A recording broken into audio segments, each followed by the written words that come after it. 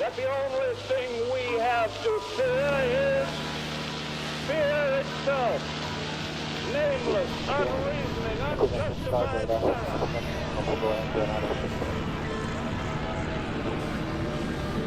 We have the data and we'll go through on.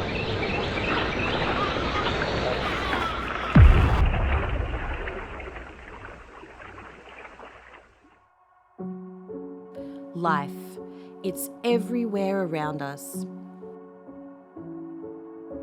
If I was a being from some far-off planet, stepping foot on Earth would no doubt be an absolute wonder. How enthralling. This oasis of abundance in a vast desert of stars. It's always blown my mind that we're surrounded by exoplanets that can sustain life. Are there plants and amoeba out there on these planets similar to here on Earth? And what about advanced intelligent life? My name is Serena DC, and I've always been obsessed with the stars. Oh, you got stars, stars in your eyes. I've been gazing at them since I was just a little girl. And 6 years ago, I came to Hollywood to live among the stars, both in the sky and on the ground. I've made a name for myself in Tinseltown as a talk show host and reality star. I kept a gun under my bed. Over with. Just like that. Condition of our society. Our society is this. But as soon as the cameras are off, I come back to my real passion. Hanging out with the stars in the sky. Whilst I've always been a believer in alien life, I never had any meaningful UFO sightings. I mean, right now, UFOs are everywhere. Pilots training off the Atlantic coast see things like that all the time. Every day for at least a couple years.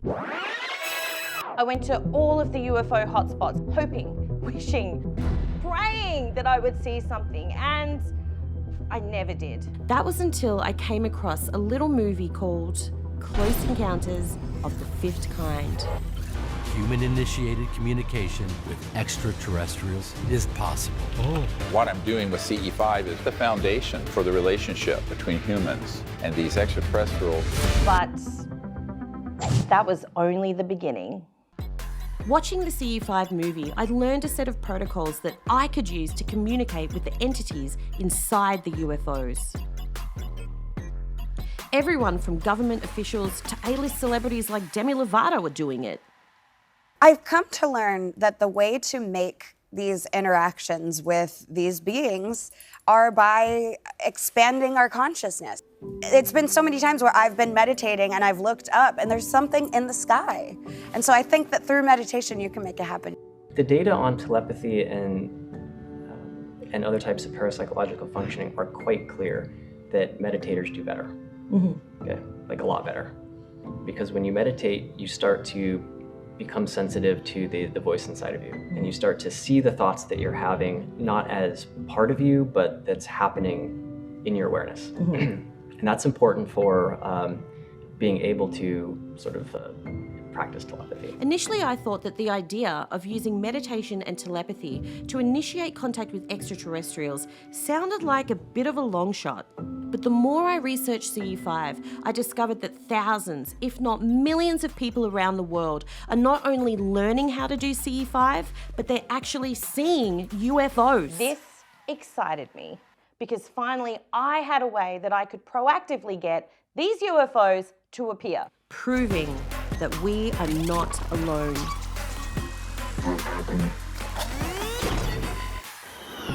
So picture this. I'm in a field in a country town in Australia called Hamilton, trying for the very first time to use the CE5 protocols with my friend Evan. Visualizing first the Milky Way, then zooming into our solar system, then our planet, then Australia, then finally to the spot where we were standing.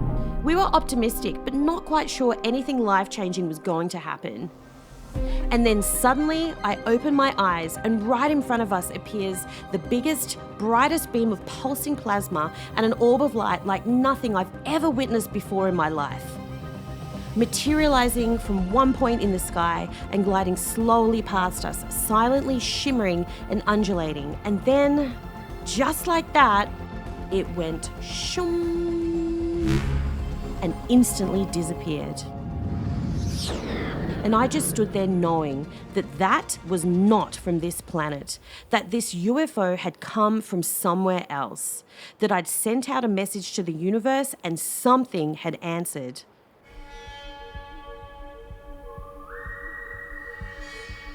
What I saw that night changed my life forever. And I had to know more, so I decided to reach out to Dr. Stephen Greer, founder of the Disclosure Project, which brought many high-profile whistleblowers public on CNN for the first time to talk openly about UFOs. We are here today to disclose the truth about a subject that has been ridiculed and questioned, denied for at least 50 years. I ended up in 2001 getting contacted by Dr. Stephen Greer and said, look, he has interviewed like 100 people who have had these experiences and focusing a lot on police officers, military people, professionals, etc. And he said he wanted me to vet these people because he wanted to hold a major press conference at the National Press Club. So he wanted me to vet the people that he had interviewed to determine who the witnesses would be. And so that's what I did. And so I became legal counsel to the Disclosure Project. The men and women who are on this stage, military, intelligence, witnesses to the so-called UFO matter and extraterrestrial intelligence can prove and will prove that we are not alone. They were watching a UFO on a radar that was hovering at about 80,000 feet. He says, well, this is the first time that we have recorded radar data on a UFO. Vehicles have been seen and confirmed all over the planet. We detected 15 objects. Then it appeared over to the right and moved out slowly and flew with us. Elliptical object, approximately 70 feet in diameter, emerged out of the water, shot into space, traveling at about 7,000 miles per hour. What they did was coalesce and started rotating in a circle, and then they disappeared. About 30 minutes into the process, he said to me, in a very distressed way, by the way, we've discovered a base on the backside of the moon. Oh my gosh, dude. Wow. Last night's 60-minute story on UFO sightings by U.S. Navy pilots is causing a big reaction today.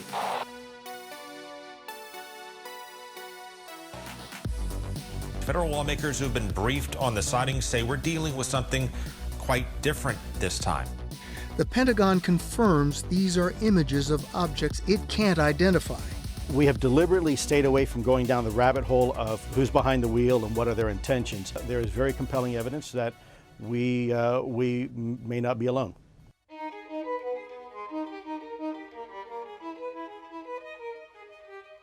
Why is the government admitting this is real now?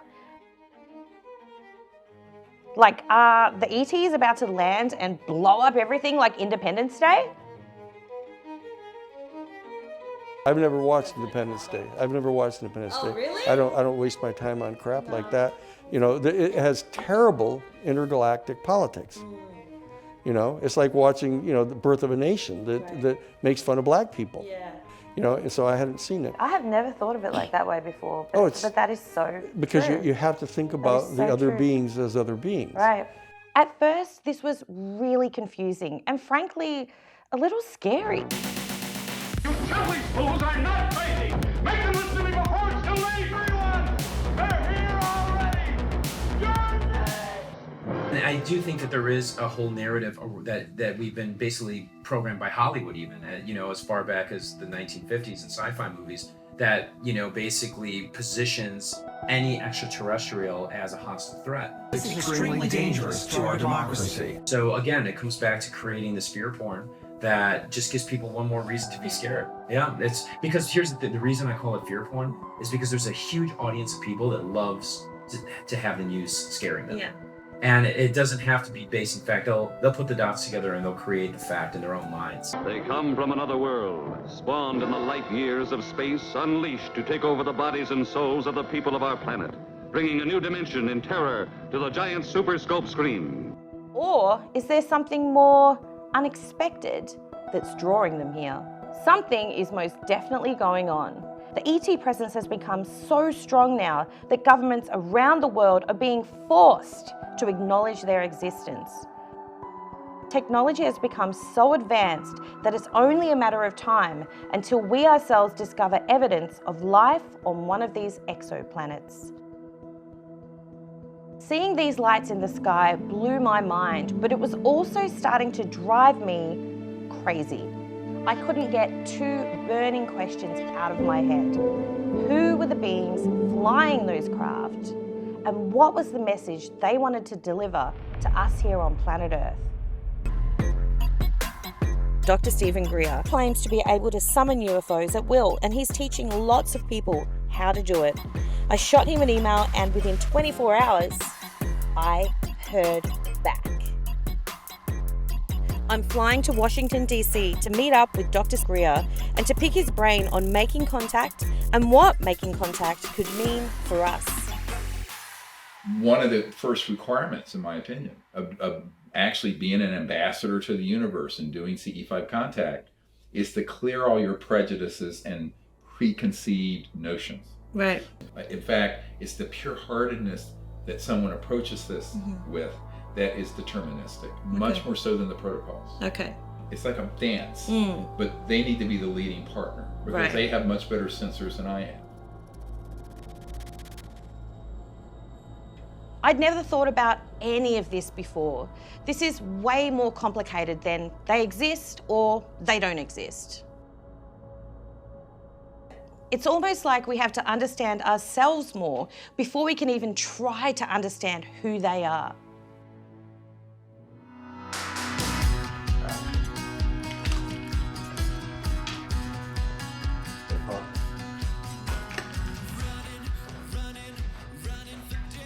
I felt this deep connection that I can barely describe. I'd reached out to the cosmos, little me, and they had answered. I was changed, I was obsessed, there was no going back. I had to learn everything I could about it. I had to meet whoever I could who could tell me more, and so that's what I decided to do.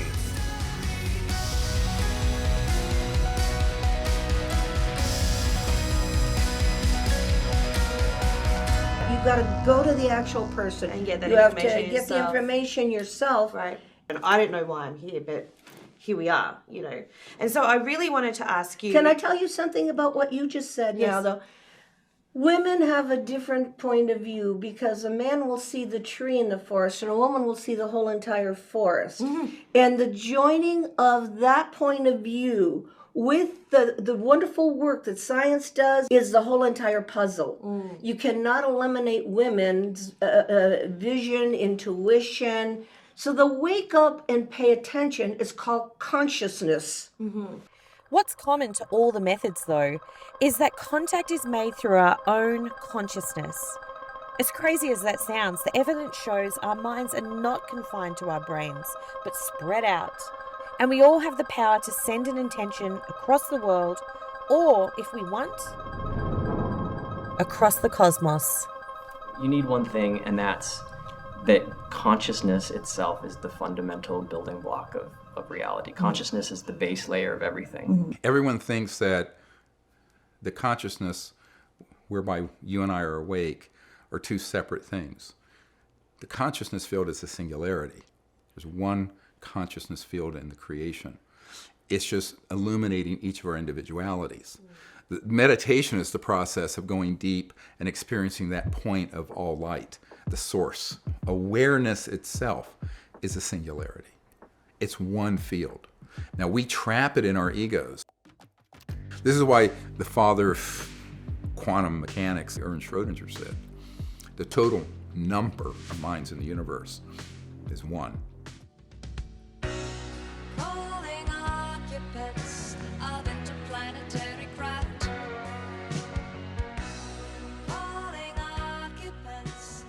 Even the Carpenters wrote a song showing you just how to do it.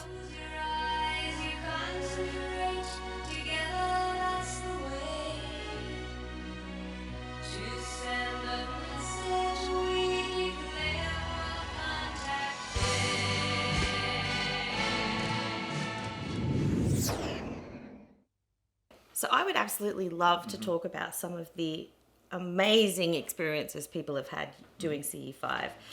Well, it was a couple of years ago up in Arizona, a place called Oracle, ironically.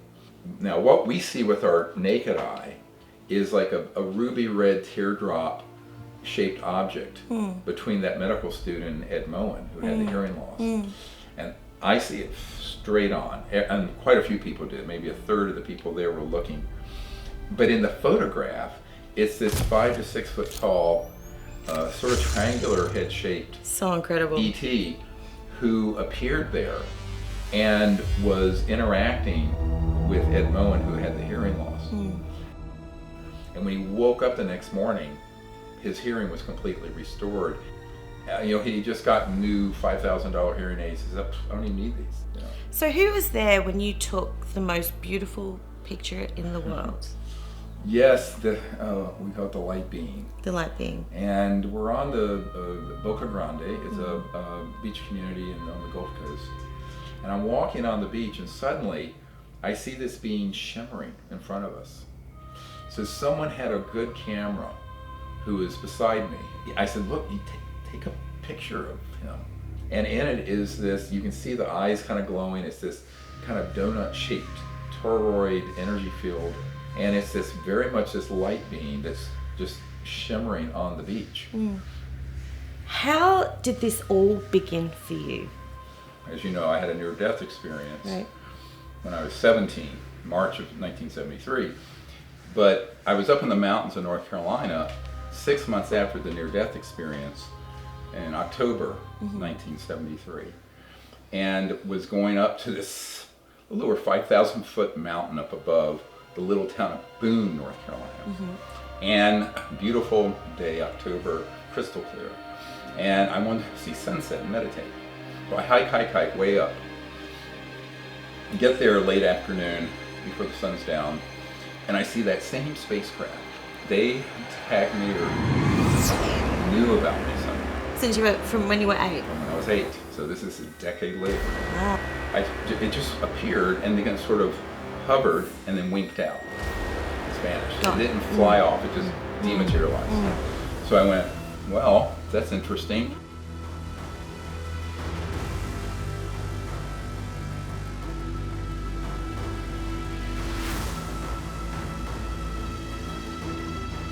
I went into that state in meditation again, very much like the near-death experience.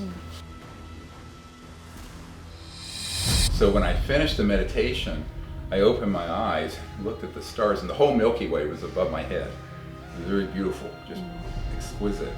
And a thought was sent to me that said, behold, what a beautiful universe God has made.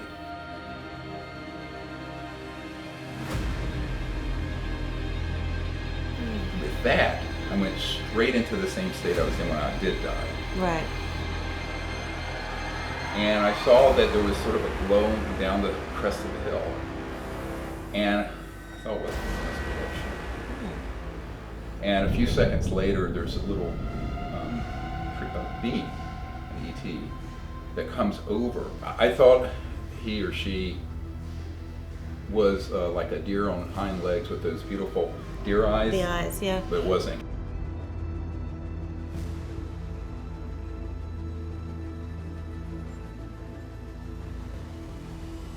Came over and touched my right shoulder, and when it did, I sort of had this massive electromagnetic discharge, and all my hair stood on end. So I go, wow, and then I just sort of vanish off the mountain onto this interstellar vehicle.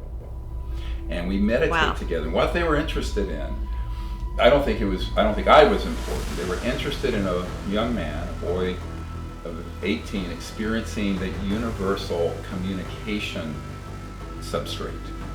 How all interstellar communication happens is transdimensional through other dimensions, but increasingly consciousness fields. And so we had this amazing, I don't know, it must have been 2 or 3 hours. But it wasn't like talking like we are. Yeah. It was like being together with knowingness and packets. And then I came back. I came back about a quarter of a mile down the top of this ridge, not where I left. I was so happy. I wasn't afraid at all. All this was like, wow, this is awesome. But it kind of wore off by the time I got back to town. And then I was more normal. Was it just awe, like shock and awe? Yeah. I mean, what? Next up, Joshua Tree, California, where a lot of CE5 teams like to go for contact expeditions.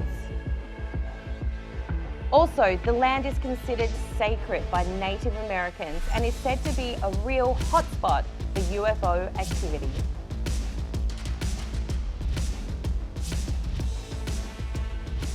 I invited paranormal expert Andrea Perron to join me out here in Joshua Tree. So exciting, and I get to play paranormal with you. I feel strange. Spirit exists. Some of us see spirit with such ease. It's like, hey, good morning, you know? And then some of us are like, no fucking way did I just see that. Right? Right? I think I'm so silly. I feel like crying. And crying. It opens up all of the emotions at once. It's a complete flood of emotion.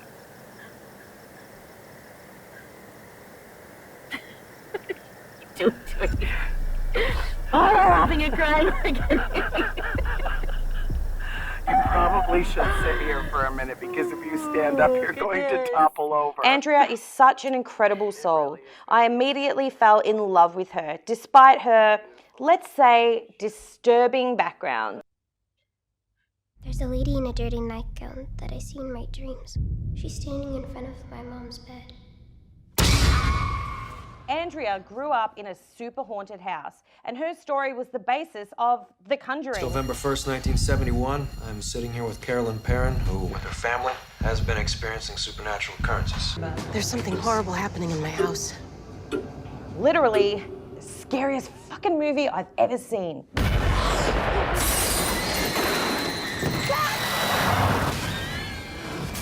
But while The Conjuring made her super famous, it was only the tip of the iceberg when it came to Andrea's experiences. She's had lifelong contact with extraterrestrials and has dedicated herself to educating the public all about them. They are us, we are them, and collectively we are one. But that's a lot to wrap a mere mortal mind around. In October, it'll be 50 years since I made first conscious contact. 50 years. 50 years. I was a ufologist before that term was invented. Right. Can you tell me a little bit about what happened the first time? I had just turned 13 years old, and I found myself standing in the middle of our voluminous front yard at the farmhouse in Harrisville, Rhode Island. Oh, the farmhouse? The farmhouse. Oh, okay. Was this before the terrible things happened, or? No, it was after. After? Yes. Okay. We'd been living there almost a year when I was, for some inexplicable reason, standing out in the front yard by myself. It was close to sunset. All the trees were just exploding with autumn colors in New England. And it was so peaceful and so quiet. And then I realized how really quiet it was.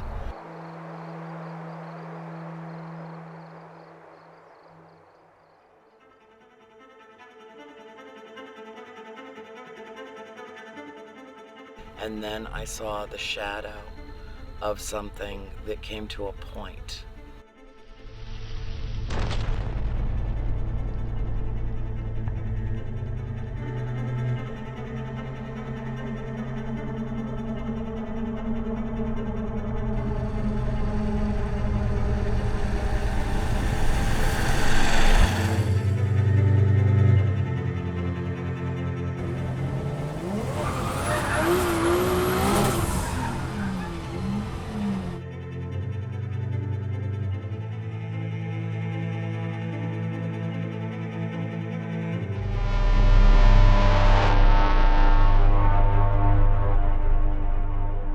And I lifted my head up and watched an entire flotilla of vessels pass directly over the farmhouse. it was a vessel that was so large that it might well have been the size of Manhattan. Except take Manhattan and flip it over, like, upside down. Wow.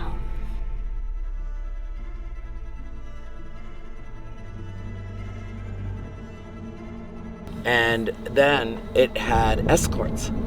And there were 2 perfectly round discs at the back of it, and then there were 2 squares, and then there were 2 triangles, and then there were 2 quadrangles, and then there were 2 pentagons. All geometric forms, all exactly equidistant from either side, and all absolutely silent.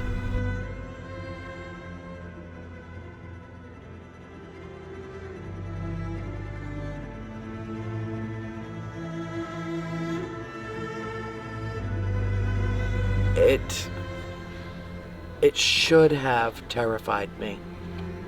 I suppose it should have terrified me. But I felt an overwhelming sense of peace. I felt an overwhelming sense of knowing. It was my personal paradigm shift at 13 years old. 40 years later, I found out that that flotilla moved down from around Nova Scotia, down the eastern seaboard, went to southern Maryland, hopped the pond, made a tour of Western Europe, and when the Royal Air Force scrambled their fighter jets to go after it, in a split second it disappeared over the Arctic Circle. They estimate that it went directly over the heads of 60 million people. There were 10,000 reports. It was almost as though that was the day that the door opened. It was. For you. And since then you have had thousands. Joy. Thousands of it brought me moments joy. of contact. Yeah. A sense of belonging. A sense of belonging. I didn't feel like such a stranger on this planet anymore. Everybody really wants to know, what do they look like? Are we talking about greys that are this high with massive eyes? Are they reptiles? Are they all different sorts? Do they look like ghosts? What has been your experience? Most of the races are humanoid. Most. The typical one is the classic gray. You know, with the big round head and the big dark eyes, and they're about 4 feet tall. But they're different like we are. I mean, each of us are different. Sasquatch are the same, except their norm is hair. I would like to say that there are many, many, many, many different types of grays. There's some gray-looking ones, there's some white-looking ones, there's some beige-looking ones. Telepathic communications. And they were dressed in spacesuits. These are long Nordic-type people. All of our job is to try to figure out what it is going on with the ET people. What are they up to? Yeah. Well, that's what I want to know. Who are they? Yeah, right. Maybe the answers to what the ETs are looking for is buried inside of me. Maybe it's time for me to start looking within. We're going to start with the fact that you're in this adult life moving back in time. I call him the willowy one. Right. And he leaned over and looked in my face and telepathically said, "Do not be afraid. We're not going to hurt you. This is necessary for the hybrid program." I'm Meisha Johnson. I'm a certified hypnotherapist. I specialize in trauma release hypnosis and past life regression, and especially in the ET experience and the unknown paranormal experiences that happen. And I've done thousands of these, and I really feel that is very, very important for people to find their answers themselves. Well, what are some other things that happen to people that could mean they're being contacted? As an example, just say that I jolted out of bed. You know, like, is that a sign? Like, it could actually they could be dreaming of ETs, and it could be ET experiences happening, or it could be memories of ET experience happening. So if someone has a lot of dreams about seeing ETs, it probably is because they are having missing time. Of course, that's a big one. Right. A lot of times, people will be locked out of their house. They come back and they're locked out of the house. Their pajamas are on backwards. Astral travel is another one, and it's slightly different than dreams, because when you come back in from a ship or come back in from an astral, you slam back into your body. And so those might be the ones where you Right. jolted out. Okay, I'm definitely being visited. That's all that I can say. I wish I knew if it was happening to me, like for sure. Because I've had sleep paralysis. I've had missing time. I've sleptwalked. You know, there's been so many different things sleptwalk. that have Oh my happened to me. goodness, yes, How a can very I important one. figure out if I've actually been contacted? Well, I think you should have a regression with me. We should just do Really? it. I just feel so like angry and like there's nothing there. I can't see it. But I'm just like furious, you know. You're angry. Okay. Rage. Rage. Like Now, and I want you to just allow yourself to be on that cloud, and you're going to start going back from 1980 to 1979 to 78 and so on into other lives, past lives, lives that will help you understand what your mission here on Earth is. Let's go to the very first time you saw these beings that are your guides. There when you were born? just looking. They're sort of, oh, this is weird. Go ahead. They're kind of saying, they're like welcoming me back. As in, hello, you know, calm down. You're in a body. Here you are. You're in a new body. You're a baby. Chill out. You know what to do. You always knew what to do. You know what to You do? just need to do it. Okay. I need to stop telling them that I'm not ready. Because if I keep telling them that I'm not ready, then they're not gonna give me the information. And if they don't give me the information, then I can't share the information. And I can't save them. Well, this is so painful. This I is not fun. No. At all. Just be brave. Stop being selfish. Stop like trying to like protect myself. Just be like more open. So what about the fear factor that comes in? Can you rise above that? Ask them if they can help you with that. That's why I'm here. Like here. Like today. So what happened to me? Why is it so scary? Like, Go to another lifetime where you saw this energy, a place where you're like with your guides, a place where you're powerful and strong. I want you to go to that life. Let's go back there. 3, 2, 1. yeah, I'm there. I'm old. Okay. Are you male or female? Male, old man. No. It's like Egypt time, but like before. So it isn't 3,000 years ago. It's 10,000, 12,000, 30, you know. And the pyramids were already there. Just, people get it wrong. I'm smart, super smart person. I keep records. And they're just there and it's normal. The beings. That's your job. It's been that way for a long time. Everyone knows them. They're just there. It's normal. It's not even. It's just. I'm not afraid. But it's the little guys from the movie. It's not the greys. It's the little munchkin ones. I am the dreamer. You are the dream. And they're just around And when are they around you? all the time. But I'm hearing something now, and it's freaking me out. They're just saying C. What's that? C. As in S-E-E. It's not gonna, I want to see. I'm not gonna get there. No, I can feel myself being pushed out of the Okay. hypnosis. Okay, so allow yourself to just I've just been pushed Let's out. count you back. Let's count you back up. Pushed out. Pushed out. I cried, right? Because I could feel like I was crying. Was I actually crying? You cried. I felt it was the weirdest thing. I felt like fucking terrified and furious with myself. Like I'm blocking something. Oh, I don't know what it is, and I don't know. Like it's it's very weird to live your life and everything's fine, and then to do something like this and then realize it's not fine. Like, I honestly can't even remember what we just did.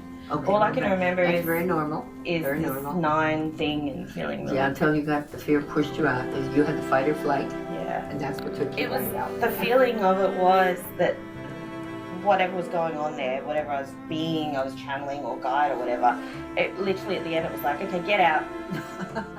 Get out. Okay. I'm not telling you anything else, get out. That's how it felt. Just not ready. Everyone is telling me not to be afraid. And when I'm doing these interviews, I'm just sitting there nodding, going, yes, yes, yes, yes, yes. But inside, I'm absolutely terrified. Fear is so deeply ingrained in all of us. But I'm gonna have to get over it if I wanna have another deeply meaningful, life-changing experience. Things were getting a bit weird.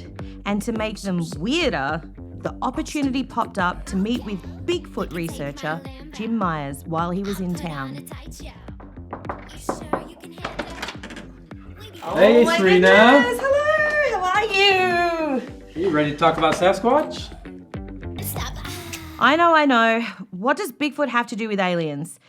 Well, I went in trying to keep an open mind. What your feeling towards Sasquatch is basically however you feel about that encounter. One person may say that was the most terrifying encounter of my life. Someone else may say it was fascinating, it was magic.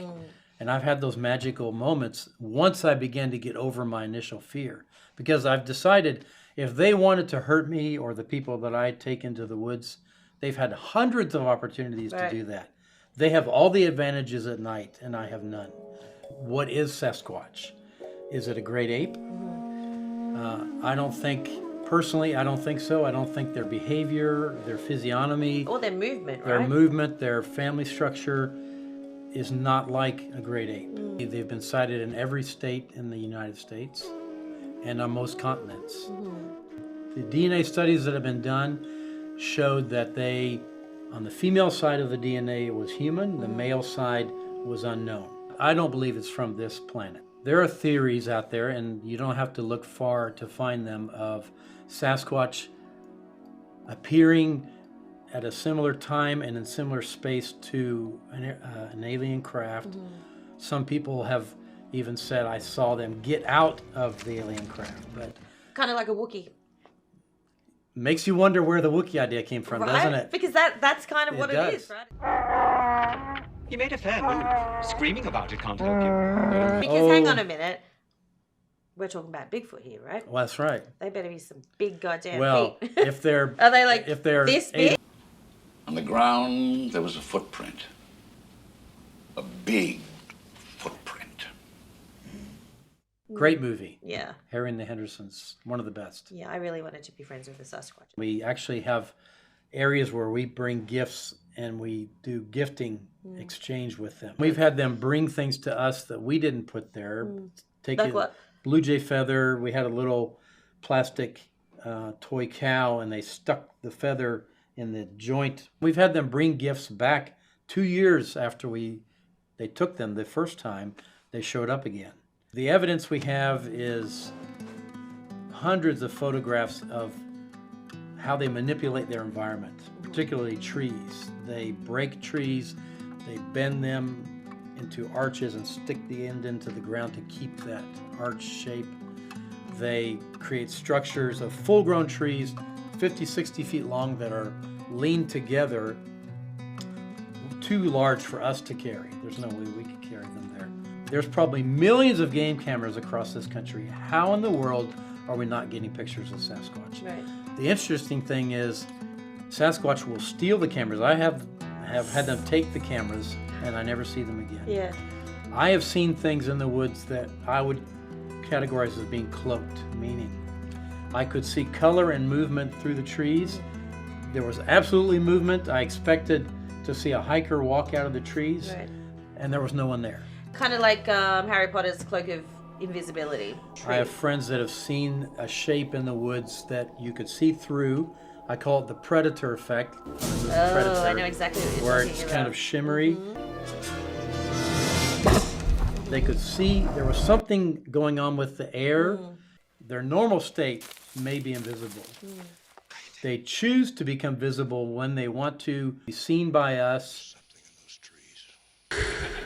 And then as they looked, that shimmer moved and the shape stayed the same. And at that point, they left. I mean, they didn't want to know anymore. No, I would run too. And I have friends who have actually watched them through binoculars dissolve into nothing and disappear. And so over the years, we begin to trust them where things don't scare me like they used to. I would have been terrified 10 years ago by some of the things that have happened. And now I just see it as them messing with us and testing us a little bit to see how we're going to react. And they have a sense of humor. They do things to us, I think, honestly, because they think it's funny. Yeah, it's so interesting hearing you talk this way because it just reminds me so much of people that have had contact experiences with ETs. Really? It's the exact same thing, that fear and trepidation initially, but afterwards it almost becomes kind of playful, you know, and you're welcoming their contact rather than being terrified of it. In many cases, we don't need to be afraid of them the way we are because they're there and they mean something. They're here for a reason. Right. We just have to understand what that reason is, but they have a lot to offer to us if we are open to receiving it from them. If it is alien, then who or what created that combination? I think this is critically important because, as we know, there's more and more evidence coming forth every day about UFOs and extraterrestrials in our midst and things that I think the government has known for a long time but are only just now talking about. You know, the so-called disclosure is more non-disclosure than disclosure. And, you know, I had hoped against hope that maybe, just maybe, this one time, that they would be right, 90% sanitized. yeah, But I mean, or they are- redacted to the but point they where are it's acknowledging. unintelligible. They are acknowledging, but it's almost as though it's not good enough. Yeah. It's too little, too late. It's still I don't want to subjective. hear it. It's still, I have a lovely friend, Paula Harris, and I reached out to her recently, and I was so furious and frustrated because of the dope that's coming out of the Department of Defense. I won't talk to you about what I know about it, but it's very interesting. But Roswell's a very interesting place with a lot of people that would like to know what's going on. I'm Paula Harris. I'm an investigative journalist. I've worked in this field for 40 years. I am so excited to sit down with her. And I was wondering why my colleagues didn't go and talk to these guys, because that's not what I do. I go and talk to people. Yeah, investigate. I investigate. Later on, I realized that Roswell is a big story, and they don't want other stories to usurp Roswell.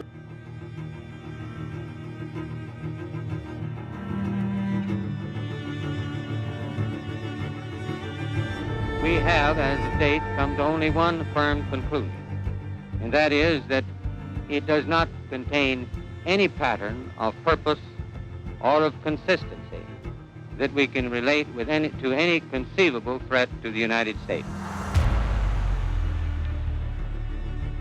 2 years before, 1945, when Oppenheimer, Einstein, and all the Manhattan Project planned on In the control shack was Dr. J.R. Oppenheimer. The automatic controls got it now. Rob, this time the stakes are really high. It was not a test. That was not a test because it had radiation 150 miles around the actual Trinity site. Part of that opened up a Pandora's box in other dimensions. Whatever we did there, The physical shock of it. The shock of it, the physics of it went into other dimensions and caught the attention of something.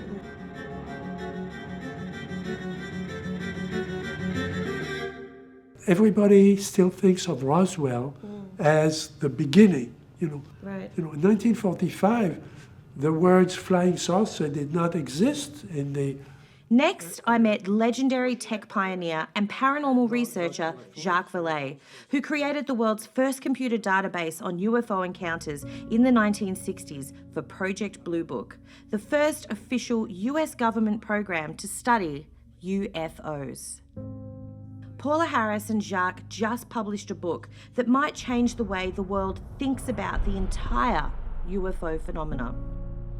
It is my earnest hope, and indeed the hope of all mankind, that from this solemn occasion a better world shall emerge out of the blood and carnage of the past.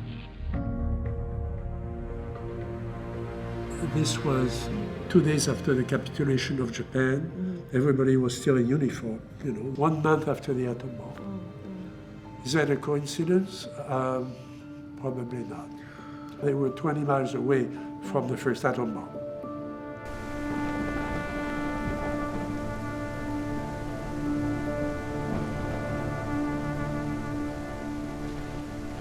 On the 16th of August, there was a thunderstorm, a rainstorm. 2 little boys, they were under a cliff. The ranch was 88,000 acres, so it was very large. So those kids were the ones who were running the ranch. Yeah. They were responsible for the fences, they were responsible for the cattle.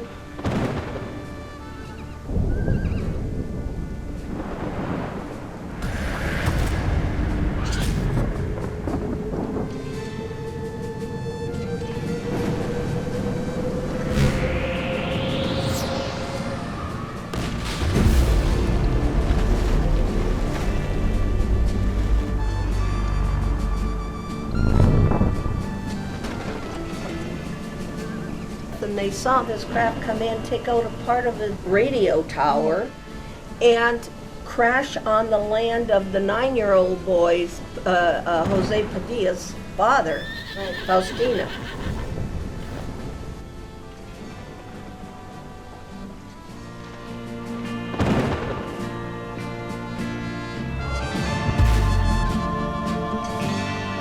The control tower. Noticed that the communication tower was not transmitting anymore. Right. Asked an airplane that was coming in for a landing, the bomber, to look at it. The pilot saw the tower, the communication tower, also saw the UFO that had, quote, crashed.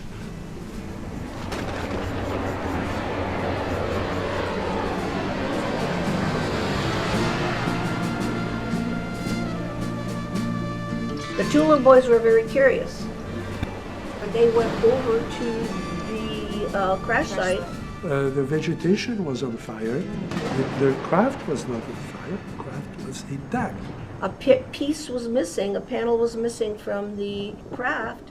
There was an opening where the door had been ejected. So the kids could see inside, and they realized that those were not humans.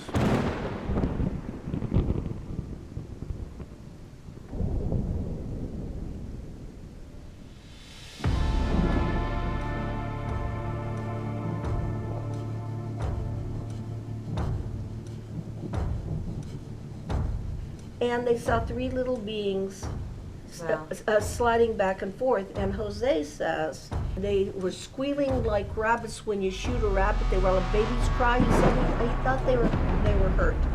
He wanted to go in and help them, but the 6-year-old started to cry. Remy started to cry.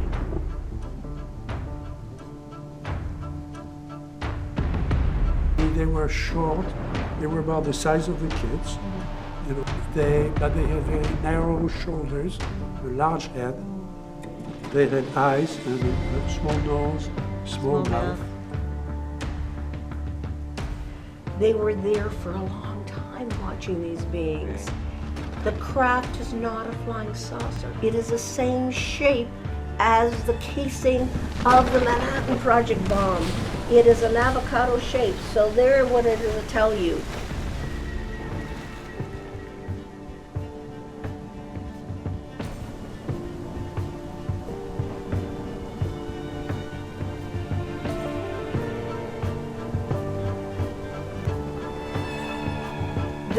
They went home, they told Sheriff Apodaca and the father. Jose's father needed their help in town, and when they came back on day number 3, the father and the policeman went inside the object.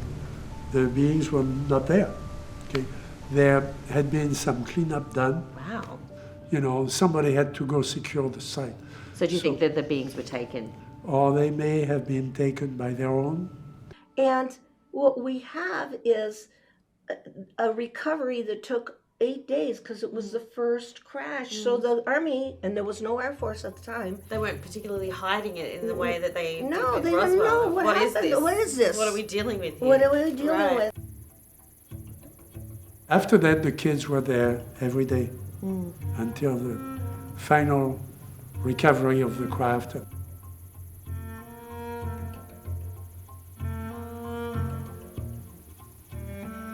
The 9-year-old said, we need a souvenir. The thing was on the truck, taken with a crane. So he goes inside.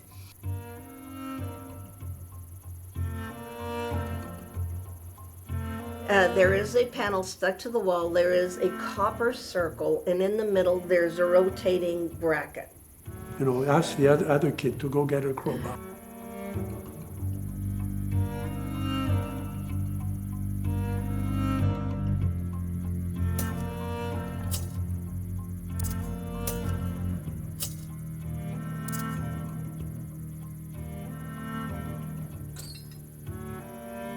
He takes a crowbar, pulls out the rotating bracket.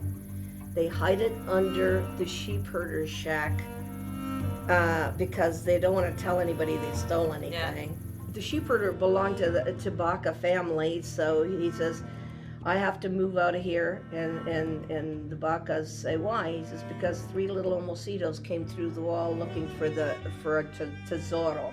And that's what they call the bracket they pulled off. The disc, yeah. Yeah. It was a bracket. Oh, right. And it is now at Stanford with Jacques Vallée. Hold on, so Jacques has this thing? Yes. What? Do you know what happened to the souvenir? And not only that, Jaime Maussan has analyzed it in Mexico. Jacques and his team are analyzing it. It is made of aluminum. Mm-hmm. We don't know what else is in there. This is the only case that has the witnesses, the exact location, the physical from inside the crowd. May I, when you're ready? So this is not the real thing. This is a model. Of the thing that it's a scale model. Wow. The real thing was... That wasn't what I was expecting at all. I was so excited to see Jacques' alien artifact, but when he handed it over to me, it wasn't what I was expecting. But then again, what was I expecting? I don't know. What Jose extracted from this object when he was inside was something like this. This is a model, okay, and was made of an aluminum alloy. Now we have the device. We're torturing it to make it talk. Okay? Yes, I have the opportunity to continue to learn something about physics and about what happened in those years. Yeah. So it's a privilege for me. The boys picked up 10 pounds of what they call spider web, which is angel hair, that was lit up, and they trimmed their Christmas trees with it in San Antonio because they didn't know what it was. So they're trimming the Christmas trees. They put it on the windows so that their neighbors said, we like what you have, and they said, you want some of it? And it came out of the crash. Did you physically handle the artifacts from Oh yeah, I had them. They were in my possession. What things did you have? What did you have? I had integrated circuits, like the size of a quarter. I had a bunch of wires. Colors were coming out of it. I don't say wires. I didn't know what they were. I didn't know if they were wires or anything. They actually, I didn't know what they were. They just were emitting light. The angel hair sounded a lot like the fiber optics that Corso was talking about. Could this technology have come from Trinity and not from Roswell, like he'd originally assumed? Because this is a guy that was famous for back engineering the fiber optics and the Army's back engineering stuff. He was never able to speak in the United States because of a lawsuit. It's really my experiences as I lived them in research and development of the Army under General Trudeau, Arthur Trudeau, and he drew me back in and put me in charge of that and established a foreign technology division for me. And these were the artifacts on a crashed flying saucer. And we fed these things. He gave me the job of finding industry or scientists who were close to these items and feed us to them in normal R&D projects. Corso got these things in 1960. So the big question is, where is this stuff? Right. He said, my job was to give it first to the Army and then to give it to the people. Yeah. This man is giving me a story that nobody else got, by the way, because I happened to be next door. I was like, how did that happen? I, at the time, was in Rome, and my boss said, you got to cover the 50th anniversary of Roswell. And that place was solidly booked. So I walked into the media place and I said, I don't have a place to sleep and I'm supposed to cover this story and I'm not going 40 miles away. And the first place that I found was a Sally Port Inn. Okay. And I asked them if they had a room and they said, we do have a room for 3 days. It was a room next to Colonel Corso. Any more than that? I didn't know that because I didn't know him. So when he comes out of the room, after I found out who he was, he said, you're from Italy, and he said, I'm going to come and talk to you. He gave me the only interview, but it was an interview I didn't want. Right. Because he told me that when he was the head of missile battalion at White Sands, that when he was flying over the area, White Sands in New Mexico, that he saw a UFO there.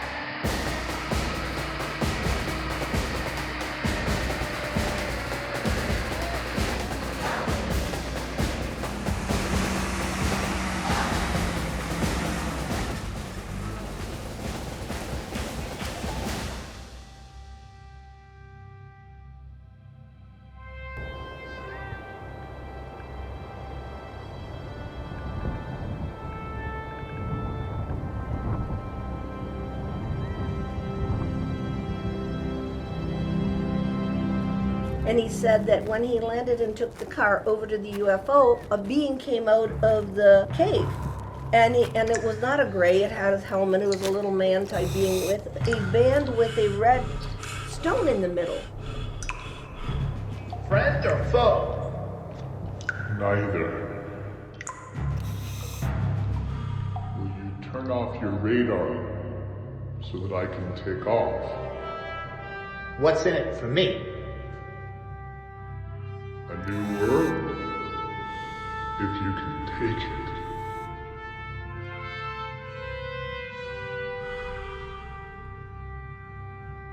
Thank you.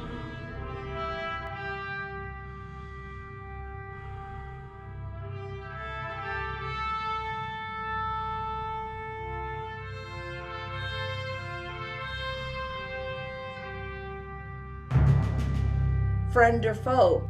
Then he turns to me and he says, guess what he said? I said, he said neither. And Colonel Corso said, he said neither. So remember that. They are not good, they are not bad, they're not our friends, they're not our enemies. They're just there. They're just there. Right. They're neither. It makes sense, doesn't it?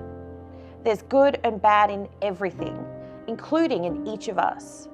But if they're not here to save us, and they're not here to destroy us, what do they want?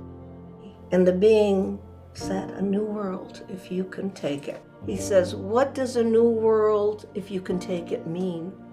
And after all of these years, there's nothing else that's more important than the new world.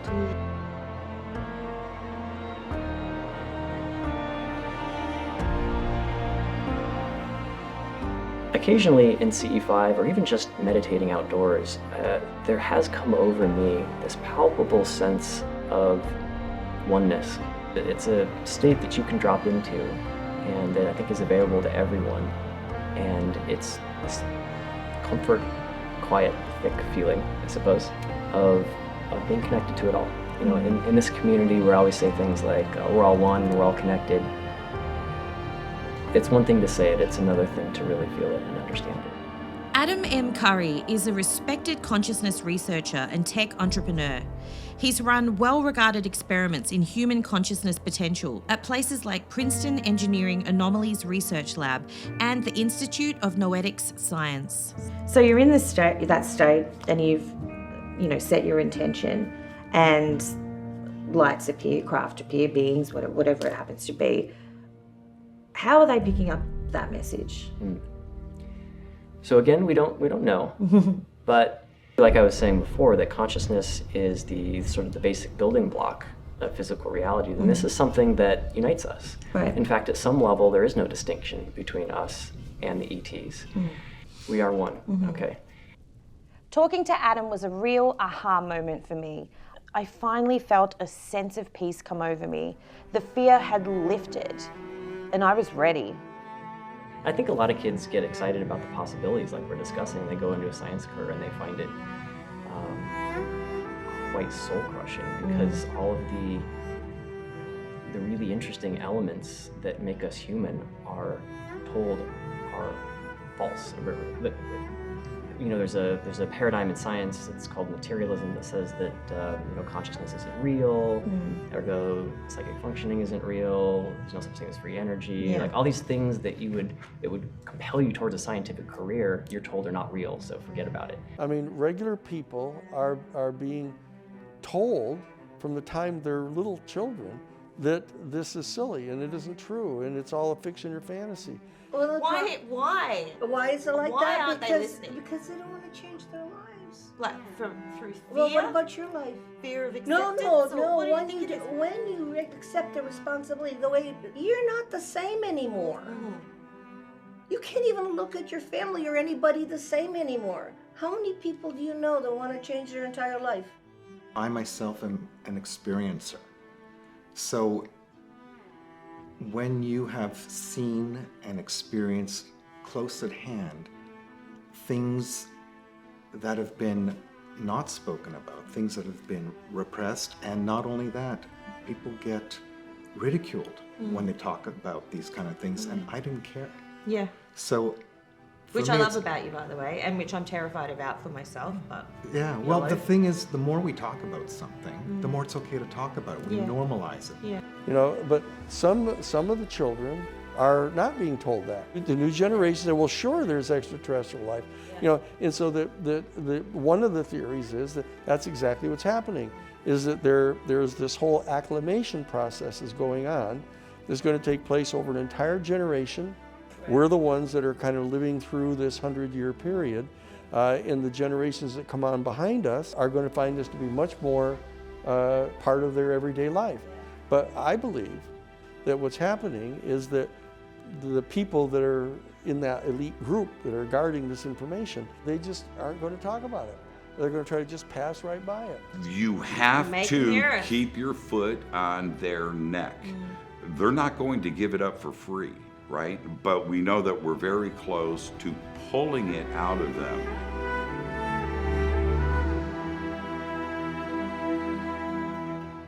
Commuters who ride trains and subways are used to seeing performers on the platform.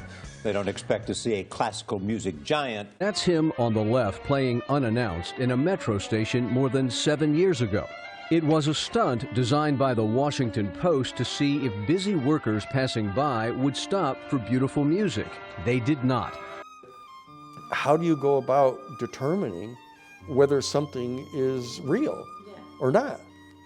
What is it that you require, and who are the sources from which you have to hear it in order to believe it? More than 1,000 people went by, 7 people stopped. People have been so trained into just getting and spending and laying waste their lives, spending all of their time. Keep in mind that in the world of music, Joshua Bell is violin royalty. There's a reason why people don't get time to spend more time paying attention to things like this, and that we have to help that. And so we have to change a lot of things about our culture. But something about that one day made him that guy. You were the guy who played in the I'm Metro. the guy. You know, sometimes I get people telling me the story. Did you hear about the guy who played in the Metro? It's like, that was me.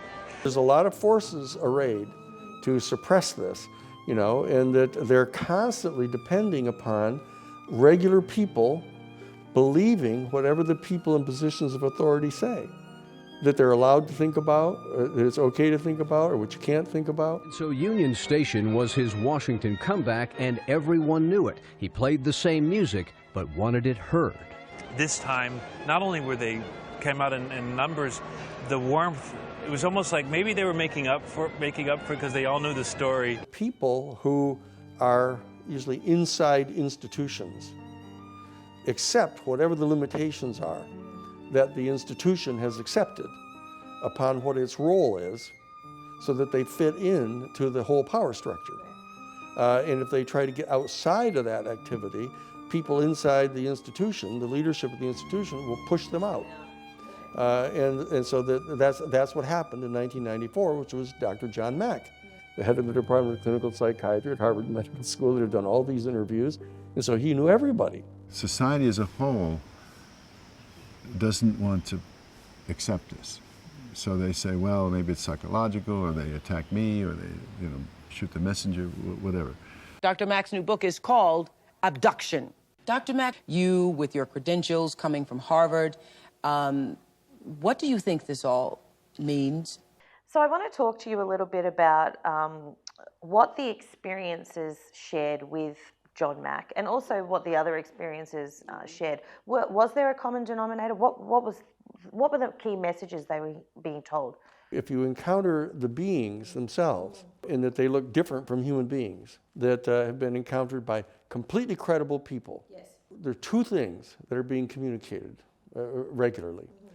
The first one is that you've got to get rid of the nuclear weapons.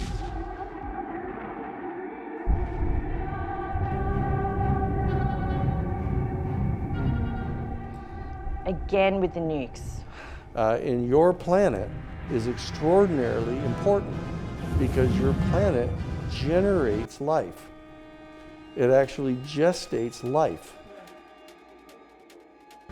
And so the nuclear weapons are threatening to wreck that and can poison the planet for millions of years, okay? And so you've got to stop that. I was stationed at Malmstrom Air Force Base, Montana, as a missile launch officer, Minuteman Missiles. I got a call from my primary security guard upstairs, clearly very frightened. He said there was a bright, glowing red object hovering outside the front gate. It was oval-shaped. All as my weapons started going down, one after the other, they went into a no-go condition, what we call a no-go condition. They were unlaunchable. We lost somewhere between 6 and 8 weapons that morning within minutes of a UFO hovering outside the front gate. And in one telex, it says the fact that no apparent reason for the loss of 10 missiles can be readily identified is cause for grave concern to this headquarters. When they come over a nuclear facility and turn off all the missile sites, you might think they'd say, well, somebody's going to do something about that. And the fact is, if the people who try to report that it's happened are being punished inside the military, you know, this is perplexing the UFO beings. Well, wait a second, that's not a rational response to our effort to communicate with them. They convey in the experiences, in the encounters, on the ships, through the eyes, through telepathic communication. They show us ourselves. They say, look, you're destroying the earth. It is not yours. You have to stop this. And the second thing that they're saying is, you've got to stop polluting your planet. You're putting chemicals up into your atmosphere that are going to destroy your climate system. And your whole planet is going to die. For example, the kids at the Ariel School in Africa in 1994, John Mack interviewed the kids. Something scared you, is that right? Yes. What scared you? The noise. What noise? The noise that we heard in the air. You heard a noise in the Yes. air? What was it like? Like a roar or a buzz or a hum, or what kind of a noise? It was like someone was blowing a flute. And we heard this flute, sort of like a flute noise. We were just walking, and then we saw this maroon color just waving about, and it was disappearing and disappearing, and we started to follow it. Then we stood over there on one of the logs, and we saw like this silver thing, and we decided that we should go down there and see.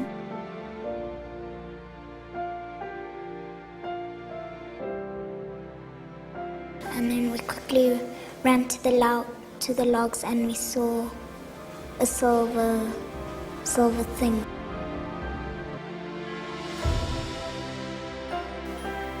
A little object hovering. It was quite big, actually. Like it looked like roundabout like a disc, like silver and green and that sort of colors.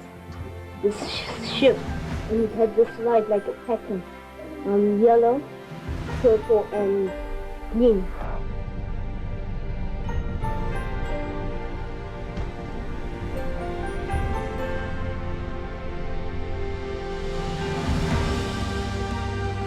And we saw a man standing next to it. One thing sitting on the side, and another thing sort of like running up and down the top.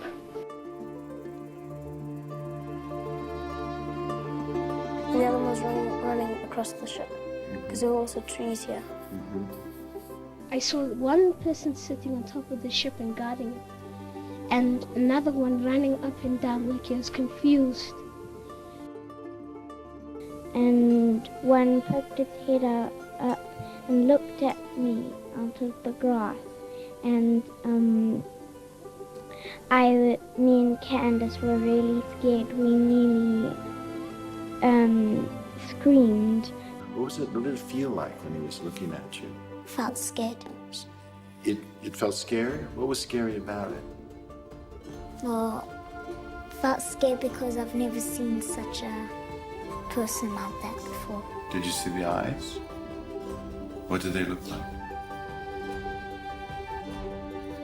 They were going like that. And he was actually looking at us, kind of like that. Oval. Yes.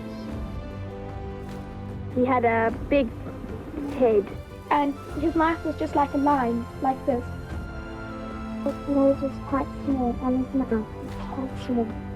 And he was very thin. Did you look at him? Yes. Did he look at you? Yes, then he gave me the creeps, then I stopped looking Gave you at the him. creeps. Actually, in your drawing, you showed him standing up, didn't you? Yes, I had to draw him standing up because I couldn't draw him sitting. No, they were very still. They could see them, and they were getting these pictures in their mind, how the kids kept referring to it. And it kept showing our planet all desolate with trees with all leaves gone on it and everything all shrunken and dry. What I thought was maybe the world's gonna end. Maybe they're telling us the world's gonna end. Because because we don't look after the planet, the area properly. It was like the world, all the trees will just go down and there will be no air and people will be dying. Drought and heat waves across many western states. Some experts worry that this could go on for months. At least 7 people have died in a raging fire in a rural community along the popular garden route in southern South Africa. In Greece's Evia Island, in the grip of its own heat wave, more flames tear through a pine forest. They came from many other cities. They did not know that they were going to be here for 9 days. Então não tendo a água, não molha, né? O campo fica secou demais. Não é só o gado, sofre tudo, né? O gado, tudo vai sofrer. It's very volatile, and of course we have the eucalyptus, which is in the air. Very, very terrifying. Had you had those thoughts before this experience? No. No. And how did he get that across to you? Well, he never said anything. It's just that the face is the eyes. He was interested. They show the people who've had these experiences, these incredibly beautiful images of the planet, and it's, you know, like flowers and the moss and the water. The ones that held in their arms justice for all mankind. And then they show that juxtaposed with scenes of utter destruction, forests destroyed by acid rain, Is this reality? rivers polluted where the fish won't Can't live. define what makes us care to breathe. Just walked away and I started crying. But if I ruled the world, I'd sail the seas, looking for someone to tell me what it means to love without taking, hold with gentle ease, to stay where you can't see what's really beneath. If I ruled the world. They all understood that they were going to have to do something to stop this from happening to our planet. When I went home the day after this incident had happened, I told my mom, and she said, actually, I don't believe you, but my dad came home and I told him all about this, and he said it was probably just a rumor. I felt really upset because I knew that it was true. If I ruled the world. The beings convey through those images to the experiencers that we are in fact destroying life on the planet. They don't pull any punches about that. It shows us our deepest, most destructive dimension of ourselves.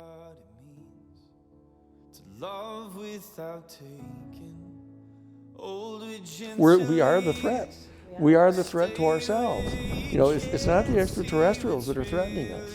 Our national security state is threatening us because they're designing weapons that will destroy the whole world in order to allegedly protect the boundaries of a particular nation state. I think that the most important message that they have imparted is that they can't do it for us, that we have to save ourselves from ourselves. And we don't have a plan B, and we don't have a planet B. We've got to, you know, not only open our minds to be prepared, but we have to also start developing a supplemented reality system that adjusts to this new reality. But are all the different species that communicate saying the same thing? Yes. So these messages are coming from Africa, Latin America, and from Sasquatch in North America too. Because of what people have said that they've had communicated to them in their mind, Mentally. through mind speak. They want to teach us how to take better care of the planet than we're doing, because they are kind of the keepers of the earth. So if these messages are coming from all over the planet, from all different types of beings, and we haven't heeded their warnings yet, are we too late?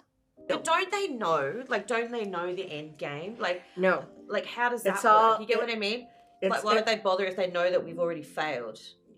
We never are, it's never cast in stone. A wise person knows that when you talk of the future, Mm. you can only speak of probable futures. It may have a 95% probability, but it's not 100% because there are too many variables that Free can will. alter that. And that's my whole goal for the rest of my life. And that is Just actually move the needle. terrifying, because what you're saying is that right now, when they look at our future, as it is right now, yes, we're toast. We're toast. We're fucked. toast. Oh, There's that's no actually other- horrible. Which makes me Existence feel is good is that terrifying. you feel a responsibility. That makes me feel good. Feel angry. No, but you feel a responsibility. You want to do something. Yeah. Yeah. Well, the only reason we're doing this is to make people do something. More people need to start listening. That's what needs to happen. No, more people need to move. We need to pull out of a death spiral. And these civilizations know that. But they're not going to impose it. These civilizations are so conscious, socially so advanced, they understand this. So an outside force imposing something like that will never happen. Okay. It has to come from within. This is an opening to another world that makes a human being much more than just a human being. A human being is part of a cosmos. Right. You can change it in a second, and it takes the power of thought. You know, Einstein said, nothing's ever been solved by the level of consciousness that created it. You know, we have this bias looking down at things, but we rarely kind of see ourselves in that picture, sort of looking up as though you're a part of like a larger consciousness, like my God, ecosystem of consciousness.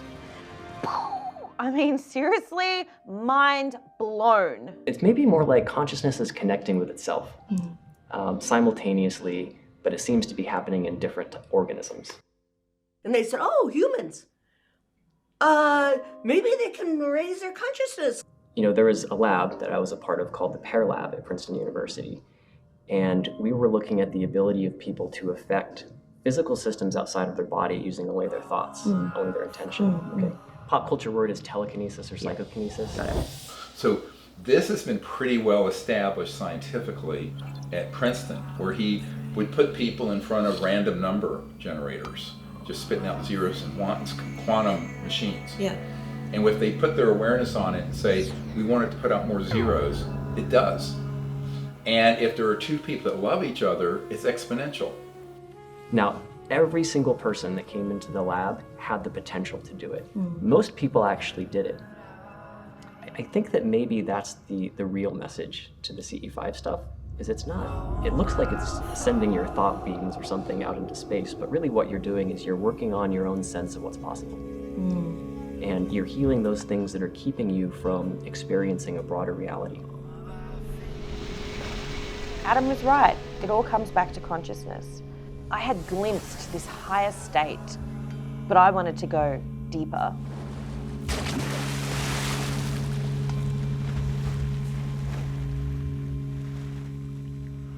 So I headed out under the stars with some friends to try CE5 one more time.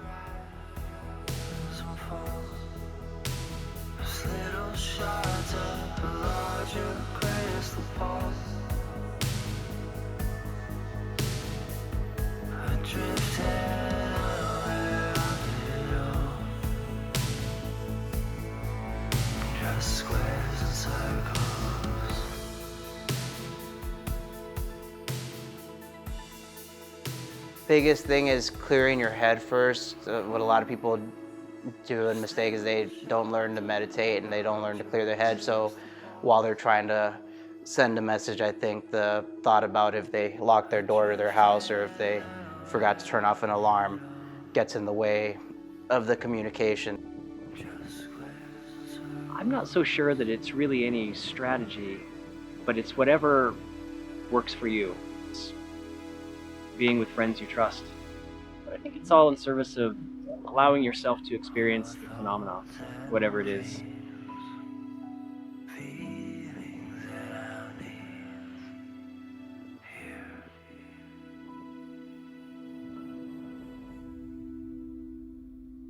A simple technique to clear our minds, which you can do with eyes closed or eyes open. We have to understand that our connectivity is our strength, and it can also be our downfall, and we have more power and influence over the field and over the environment than we realize. In fact, I think there's a direct correlation to the environment being in distress and us as a whole, as humanity being in distress. We're directly, possibly affecting the weather. Become aware of your entire body. Feel both the back of your head and the front of your head at the same time. As you do this, there will be little slivers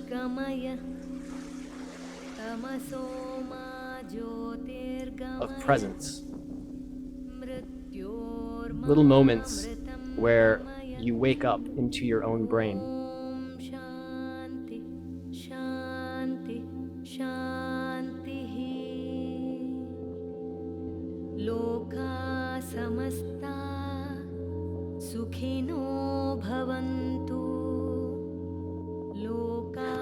that? Look, look. Did you see it? Tell me someone saw that. Did you see it? It was like, whoo. Got it, I got it. You got it? Cool.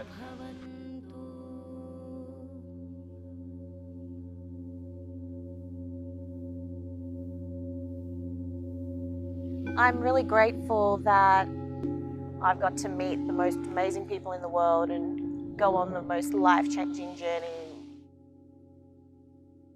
I had the most amazing time under the stars with my friends, meditating, connecting with each other.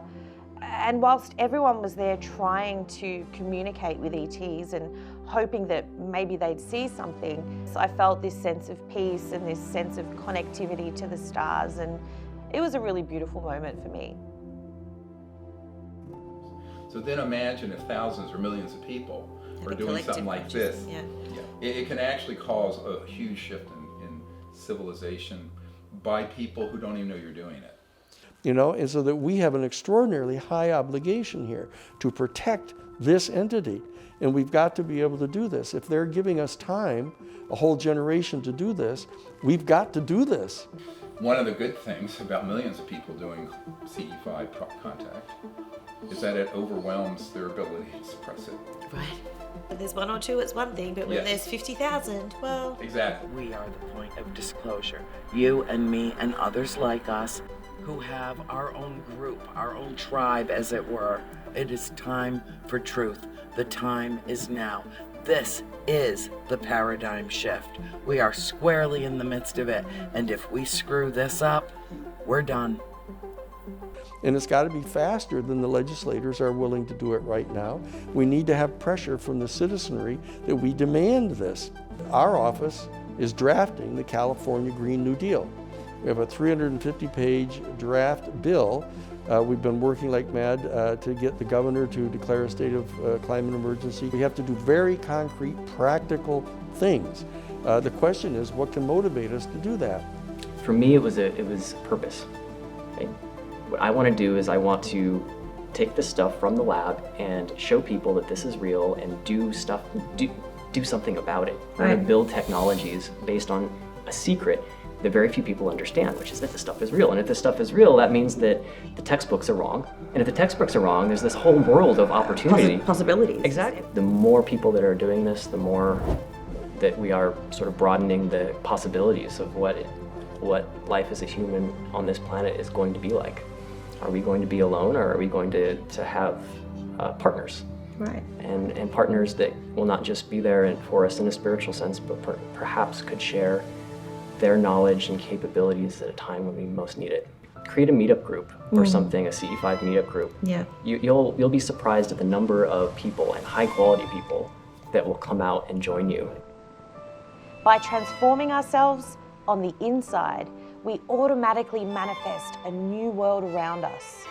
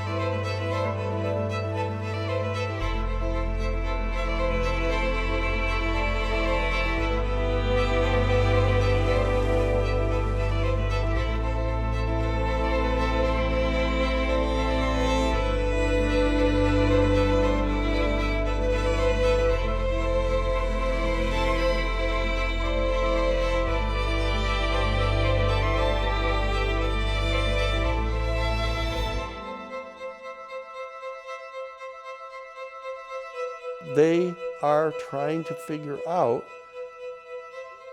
what our potential is, our positive potential. There's a famous story of a little boy that loved butterflies. And he would collect these butterflies, and he would have them. He had this little like aviary where the butterflies would all fly around. So, and he was looking for this perfect specimen of a monarch butterfly, and he finally found this little cocoon of a monarch butterfly, and he brought it home, and he put it in this little box with cotton in it, and had lights to keep it warm. And he was, husbanding this cocoon. Finally, it started to break out. That the butterfly started to break out of the cocoon, and it was struggling and broke through the silken threads. And it was struggling and struggling, and there was only one little silken thread left, and it was struggling like mad against it with the wings. And the little boy felt so much sympathy for them. He took out a little pair of scissors and he clipped that last little silken thread, and the butterfly came free. And it was a perfect specimen of a monarch butterfly, except that it could never fly. Because it turns out that it was the struggling against that last thread that was necessary to develop the muscle set that enabled them to fly. It's important to remember that. It's important to remember that our struggle to save ourselves and to save our planet and to save our climate system and stuff is something that we have to go through if we're going to qualify to participate in this civilization that exists. Otherwise we're a primitive group of people that are so dangerous or self-destructive that we aren't going to be welcome. That's what's going on.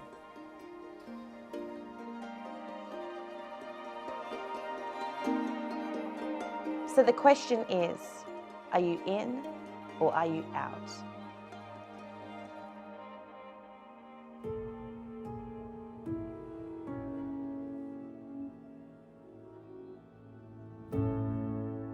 Where have all the good men gone?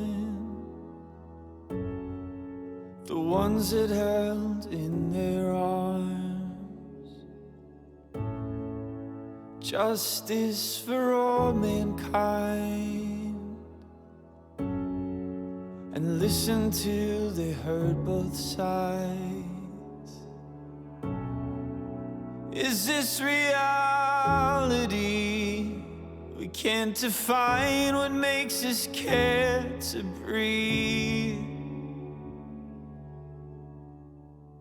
But if I ruled the world, I'd sail the seas, looking for someone to tell me what it means to love without taking, hold with gentle ease. Stay where you can't see what's really beneath. If I ruled the